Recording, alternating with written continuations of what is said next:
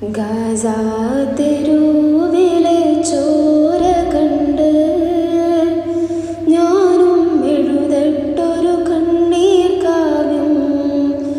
പിഞ്ചോമന മക്കളെ ചോരക്കായി ദാഹിച്ചലയുന്ന ചെന്നായ് കൂട്ടം. മരിച്ചത് ഞാനല്ല, ഫാസിസ തടവറയെന്നടിമയായി നിൽപ്പൂ നീ എന്നു തീരും കണ്ണുനീരിൻ മോചനം നേടുകില്ലേ? ഫലസ്തീൻ ചിരിയുന്നത് കാണാക്കിനാവല്ല, അറബിപ്പൊൻ വിളയുന്ന കാലം വരുന്നുണ്ട്.